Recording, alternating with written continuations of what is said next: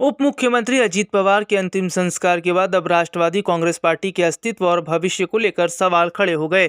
Party के भीतर एक बड़ा धड़ा चाहता है कि अजीत पवार की पत्नी और राज्यसभा सांसद सुनेत्रा पवार को पार्टी अध्यक्ष और विधायक दल का नेता नियुक्त किया जाए, लेकिन यदि तकनीकी अड़चने या राजनीतिक समीकरण आड़े आते हैं तो अनुभवी नेता प्रफुल्ल पटेल इस जिम्मेदारी को संभालने के सबसे बड़े दावेदार माने जा रहे हैं।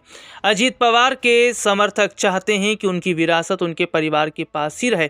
सुनेत्रा पवार फिलहाल राज्यसभा सदस्य हैं और पार्टी कार्यकर्ताओं के बीच उनकी स्वीकार्यता है। हालांकि अपने दर्शकों को बता दें कि डिप्टी सीएम कुर्सी संभालने को लेकर अभी तक सुनेत्रा पवार ने कोई बड़ा फैसला नहीं किया है। माना तो यहां तक भी जा रहा है कि सुनेत्रा इस कुर्सी को नहीं संभाल सकती।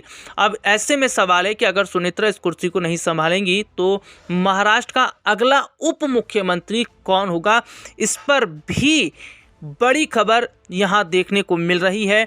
और उसके बाद जो तीसरा विकल्प है वो निकल कर अब सामने आया है। कुछ नेताओं ने तो उन्हें महाराष्ट्र का अगला उप मुख्यमंत्री बनाने का सुझाव तो दिया। हालांकि राजनीति के पेचीदा दांव पेचों को देखते हुए पार्टी के एक वर्ग किसी अनुभवी चेहरे की तलाश में है। अगर सुनेत्रा पवार के नाम पर सहमति नहीं बनती है तो प्रफुल्ल पटेल सबसे मजबूत विकल्प हैं।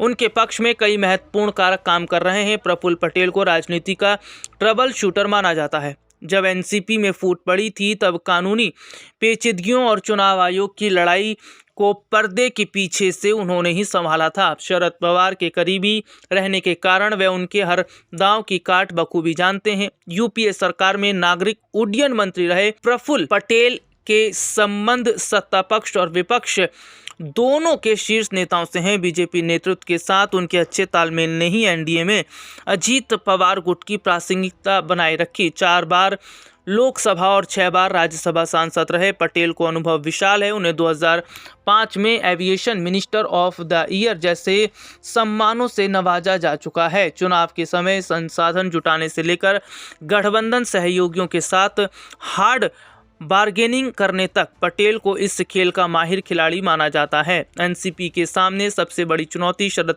पवार के प्रभाव का सामना करना और आगामी चुनावों में अपनी साख बचाए रखना है। पार्टी के कुछ वरिष्ठ नेताओं का मानना है कि केवल प्रफुल्ल पटेल जैसा अनुभवी व्यक्ति ही महाराष्ट्र के जटिल राजनीतिक समीकरणों के बीच पार्टी की नैया पार लगा सकता है।